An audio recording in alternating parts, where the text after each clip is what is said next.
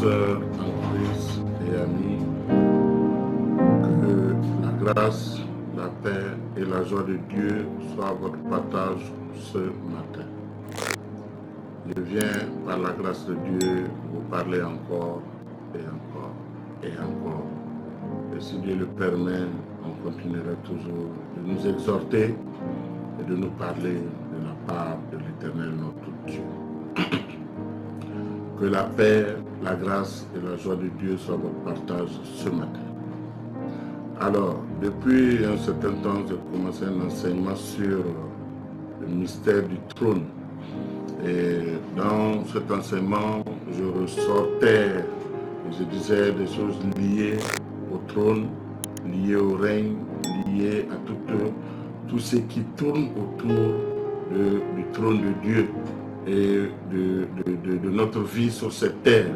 Comment nous pouvons nous épanouir dans notre existence, comment nous pouvons vivre une vie de gloire sur cette terre, et aussi en attendant que Jésus-Christ revienne pour nous prendre et nous amener auprès du Père. Mais nous avons une vie sur cette terre et cette vie doit être à l'image et à la ressemblance de la vie que Dieu mène. Dieu dit dans le livre d'Apocalypse 4, le verset 6, on nous parle, je reviens sur ça, des 4 êtres vivants qui sont autour du trône de Dieu et qui ont 4 faces différentes. Et nous avons vu qu'il y a la face de l'homme, il y a la face du lion, il y a la face du taureau et il y a la face de l'aigle. Et nous avons commencé à parler de la face de l'homme. Nous avons défini ce que c'était que la face de l'homme et tout ce qui tournait autour du mystère caché derrière l'homme. Et nous avons aussi vu la face du lion et nous avons vu tout ce qui tourne autour du mystère caché derrière ce que c'est que le lion. Et aujourd'hui, par la grâce de Dieu, nous parlons du taureau. Le même mot pour parler du taureau, ce sont des racines. En hébreu, la même racine parle de veau ou de buffle. C'est pour ça que vous allez voir dans plusieurs versions bibliques, à un moment on parle de veau, à un moment on parle de taureau, et dans d'autres versions on parle de buffle. C'est la même racine et ça veut nous dire la même chose. Alors la particularité du buffle, du taureau ou du veau, ce sont des animaux qu'on utilise beaucoup pour le sacrifice. Ce sont des animaux qu'on utilise beaucoup pour l'autel. Et qui parle d'autel parle de sacrifice. Et qui parle de sacrifice parle de prix à payer. Alors, qu'est-ce qui se passe autour du taureau? Le taureau, on utilise le taureau quand on regarde la vie du taureau et qu'on décrypte un peu tout ce qui est caché autour du taureau. Nous voyons que le taureau, de prime abord, quand tu le vois, tu vois un animal qui a confiance en son pouvoir. Donc, le taureau a confiance en son pouvoir. Le taureau a confiance en la force qu'il a.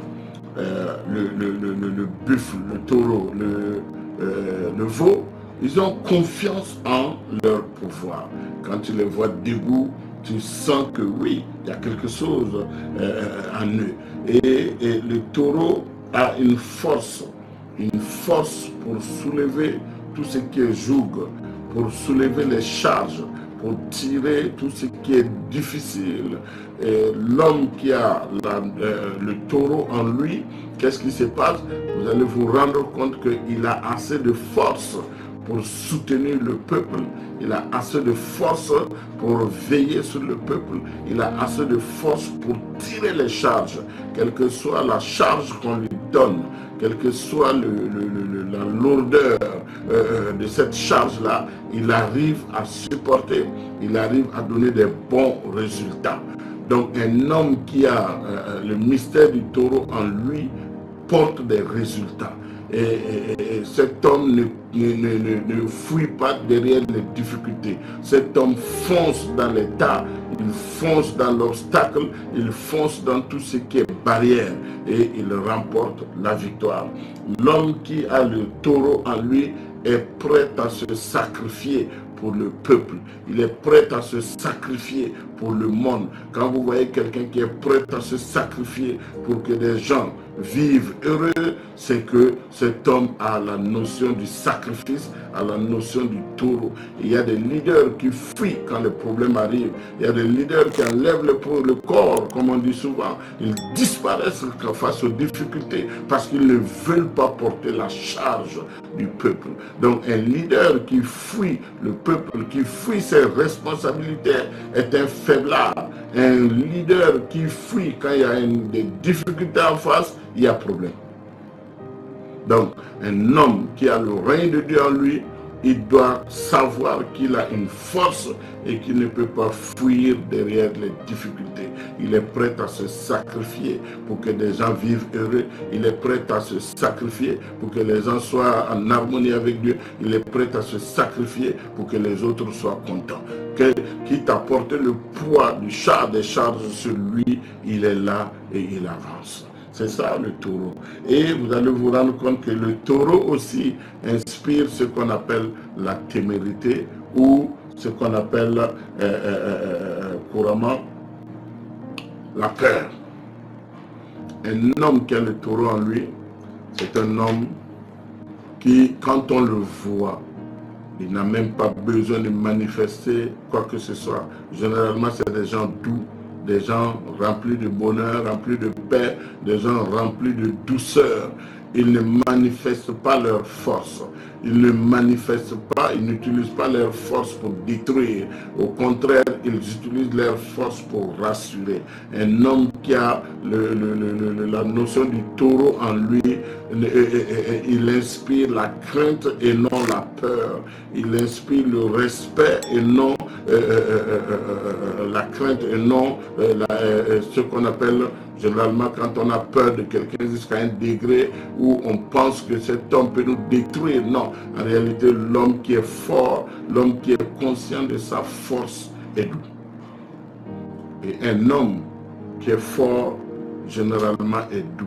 Il n'est pas porté aux bagarres, il n'est pas porté au conflit inutile. Ces personnes-là aiment la douceur, ils aiment la paix. Ces personnes aiment être là où il y a la tranquillité. Le taureau, quand il a fini de manger, et il se retire quand on l'observe, il va se coucher à l'ombre et il rumine tout ce qu'il a mangé. Il le repasse à la bouche et il broie doucement tout ce qu'il vient de manger. Un homme qui a le taureau en lui, c'est quelqu'un qui aime les méditations, c'est quelqu'un qui aime beaucoup lire la parole de Dieu, c'est quelqu'un qui aime beaucoup s'asseoir et méditer sur la parole. Il broie la parole doucement, point par point, phrase par phrase, il médite et il essaie de comprendre, il essaie de rendre cette parole digestible.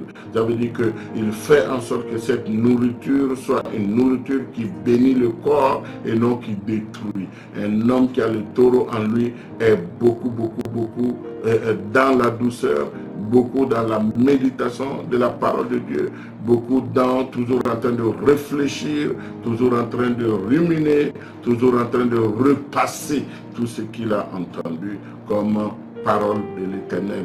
L'homme qui a le taureau en lui est comme Jésus-Christ lui-même. Le taureau, on le place sur l'autel pour sacrifier. Jésus s'est donné lui-même. Il s'est donné en tant qu'agneau, en tant que sacrifice pour être sacrifié, parce que le peuple doit vivre une vie de gloire. Le peuple doit vivre une vie qui ressemble, qui est à l'image de Dieu. Donc Jésus vient, il se sacrifie à l'autel et il reste là parce qu'il sait qu'il porte le fardeau, le péché du monde et il se met sur l'autel.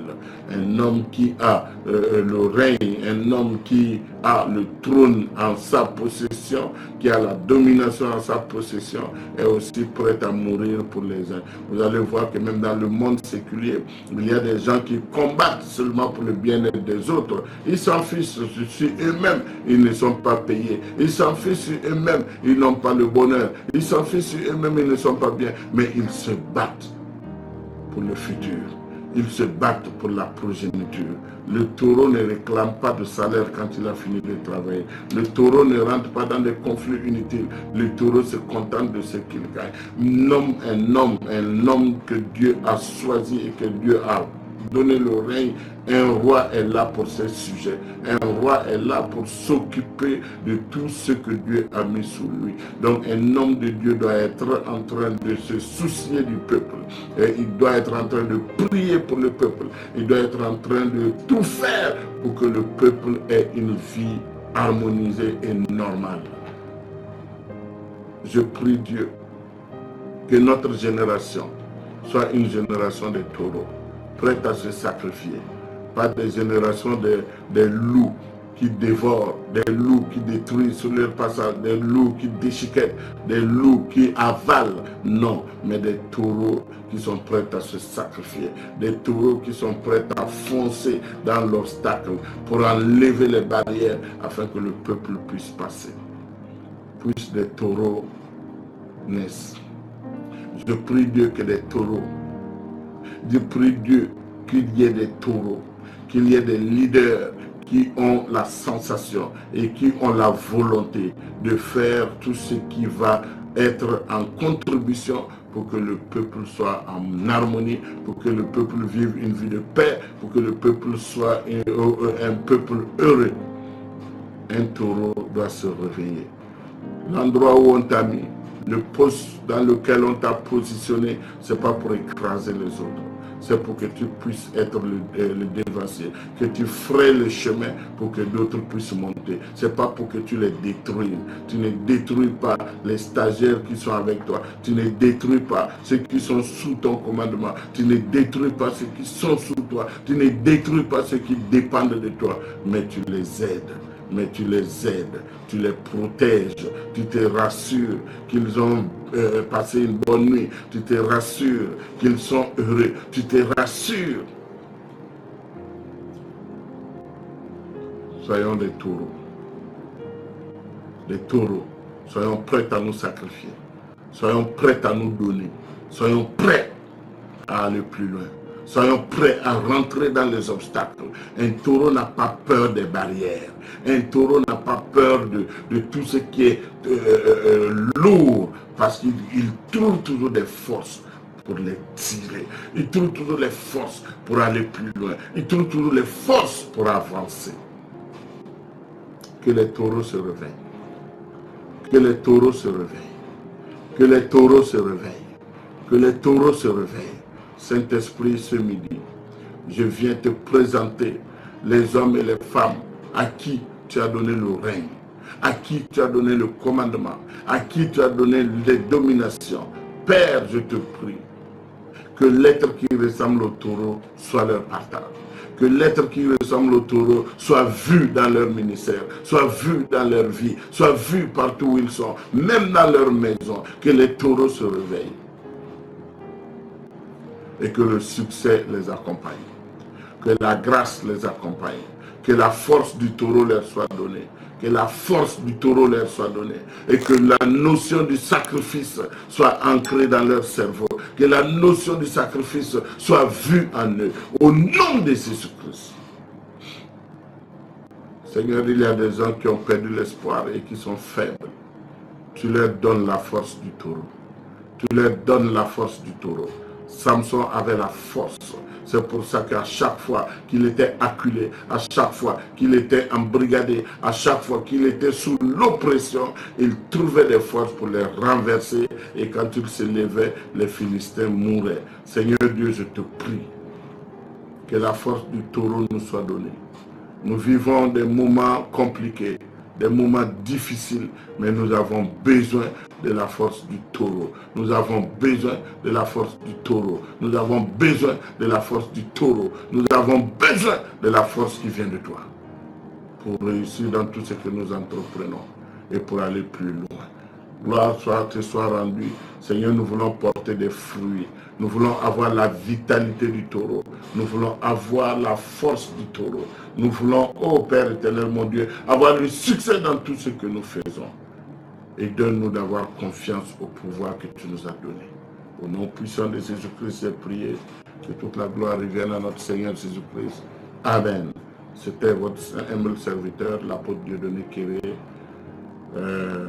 ministère Centre de rachat et de restauration basé à Libreville au Gabon. Que Dieu vous bénisse.